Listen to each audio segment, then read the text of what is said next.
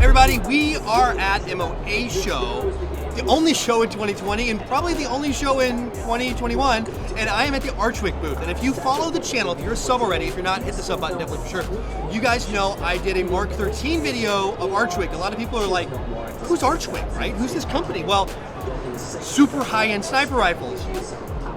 Well, now there's more. The L119A2 is their next release, and there's more products. I've got 3 different products to show you here today. This one's really interesting. This is one that a lot of you have been looking forward to, this obscure but very famous M4 platform. Inside is the GHK system, so it's going to use a GHK internals. So if you want to do upgrades, that's going to be your base platform. They're not going to be some specialized system where you can't get upgrades, but it's like true Archwick form and fashion. Everything is pre-upgraded inside of this. So first off, this is, if you don't know, Colt license. This is the Colt Canada rifle. You've probably seen this in some very famous photos. Remember the guy that ran in and like threw his body armor on and took care of the terrorist situation all by himself, that famous photo? Yeah, that's what this guy was running right here. And don't mind, we're in a live show, a lot of weird loud background noises. So this is, like I said, the L119A2. So let's go over it real quick. First off, CNC, 5-axis CNC, full monolithic upper. So all this is one big fat piece from here to here. And I know the question, for those of you that do know about how the GHK system works, you're gonna go, Jonathan, how the heck are we doing a hop up in this? Fear not, it's got the A+ hop up in it, so you don't have to, because otherwise you'd have to like access the hop up wheel right here, and being monolithic, all one machine piece, you couldn't access that. Well, they thought about it, they have the A+ hop up system in there so you can make the adjustments without having to do some voodoo magic, take this upper receiver off. So on this, of course, it's gonna be 1-to-1 to the real L119A2. It's got all the details. It's got like the piston, system up top. It's got the taller receiver up here. It does have the Colt trademarks. I don't know if it's on that side. No, it's got serial on this side. And I'm gonna spin it for you. And we're gonna look at the Colt trademarks on that side, right there. So, of course, it's got the rail itself integrated all one piece, so again, no issues, like things rock solid. It's got the specialized charging handle, a little bit oversized there. I'll try to get out of the frame so it doesn't, little focus for you there. Yep.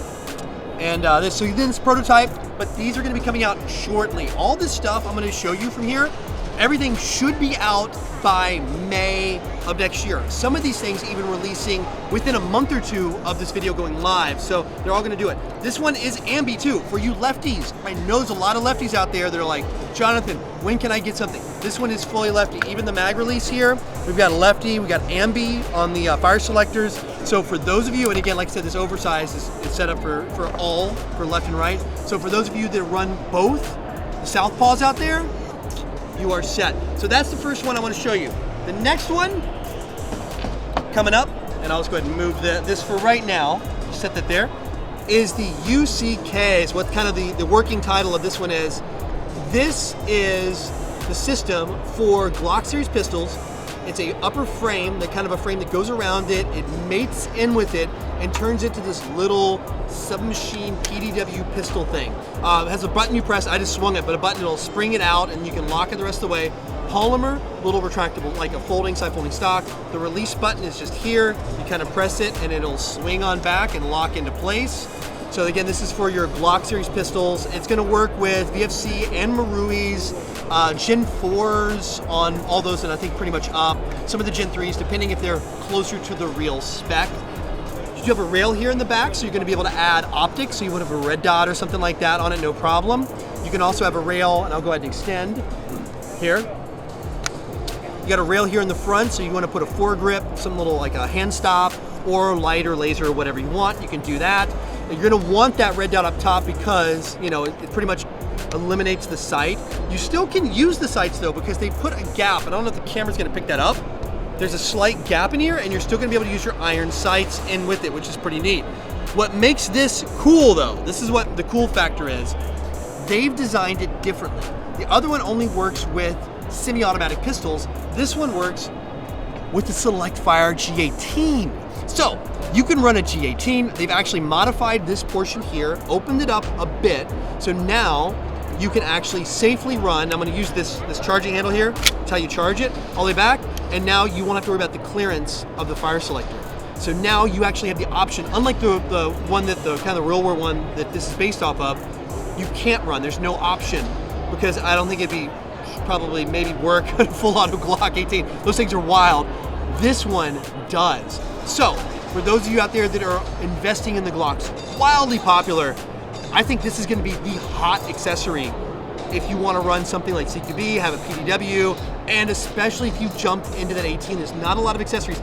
Fear not, it's also the same one is interchangeable with like the 17s and things like that, so it'll still work on both. They've just modified it so it works on the 18. It's pretty neat though. I mean, overall, it gives you this like nice little compact package, a little bit of a shoulder well. I saw the real one that this is kind of based off of a couple years ago at a gun show in Europe, and it's had a little pistol. I mean, I would run this, and that lets you have a sidearm, and then if you want to play CQB, you can run this, you can tap your mag. If you want to do HPA stuff, you can go wild with it.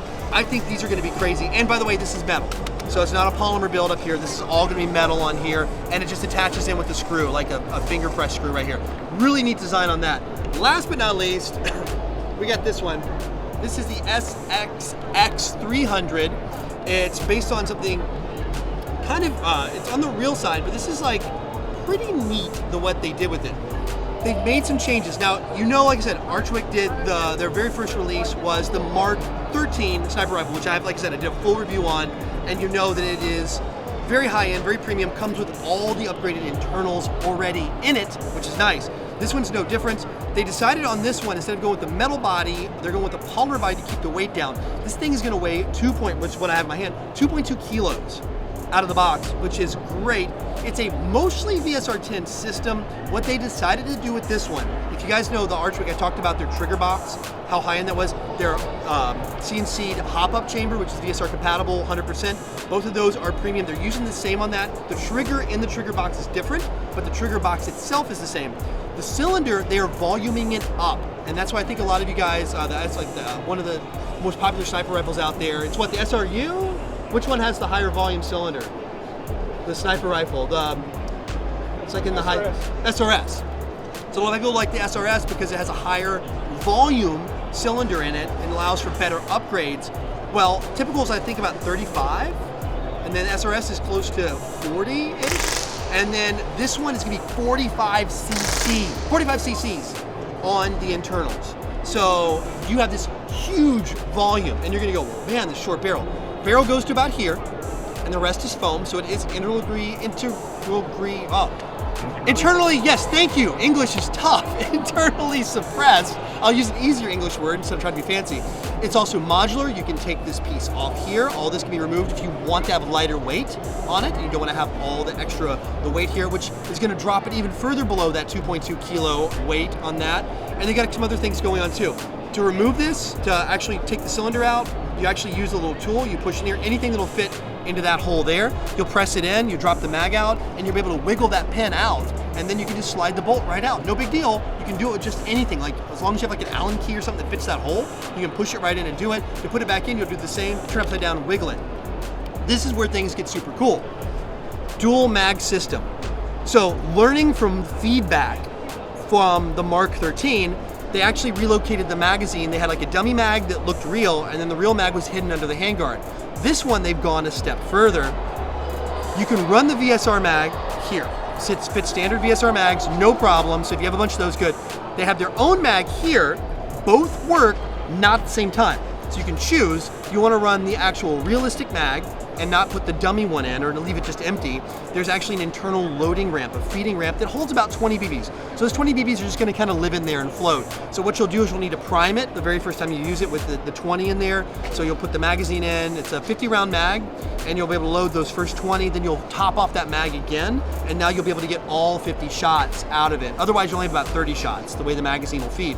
If you want to use a VSR-10 mag, you put it right in because it's a direct feed. They also have a retention clip in here, so none of the BBs are going to fall out, just that one extra BB. So you can do that. You have a choice. If you want to run the front, you can remove the ramp and just always do this and have this as just a dummy in here, or you can run this one. You can't do them both though. You can't double load up and have like double mags. That doesn't work, but they're listening for people who want to have realistic or people who just want to stick with the standard platform. They've got both. And for takedown, the last piece, because this is a pretty cool one, because you've got this folding stock, right? On here, just like the real one, folds in on the side, right? Then one screw, one single screw here, right? And this is a prototype, right? So don't worry if things are kind of flipping and flopping. So one screw here, and you can take the barrel out. So now your whole package, when you go to travel, it's just this big. You take the barrel, you put the barrel by it, you can fit it in one of the suitcases like that. That is so cool. I have heard they're going to be maybe doing some optional accessories here, the CNC bodied, I think for some specific market, for special orders, things like that. For those that want something very realistic, you will have that. But otherwise, the polymer, just to keep that weight down, this is going to be a very functional travel sniper rifle. And I think a lot of people are going to be getting this and tuning it way up. The good news is, I know you're going to go, oh, Jonathan, proprietary cylinder and piston and all that. If you know Archwick, their stuff is already pre-upgraded. And I'm not talking like kinda, I mean like really pre-upgraded. So you're not going to have to touch the internals. That's the best part. Just toss a spring in it and you're done. Oh, also for those, there's a longer barrel version we have as well. I'm gonna get my off-camera assistant here to grab it to show you. So to take advantage of that larger volume cylinder, I know you're going, oh, short barrel because the real one shoots a 300 blackout or 300 whisper. There's the long version, right? So now you're gonna be able to take advantage of that larger internal cylinder with this longer inner barrel. There's no real world version that's like this, but they decided to make it because they opted for that. And again, like I said, these parts are all going to be steel. They're all reinforced. This isn't like, you know, a zinc alloy build or anything like that. You're not going to have to make any kind of upgrade. And I did say earlier, it does come with the now famous Archwick CNC'd hop-up chamber that's VSR10 fully compatible. So that's it. Man, these guys are busy.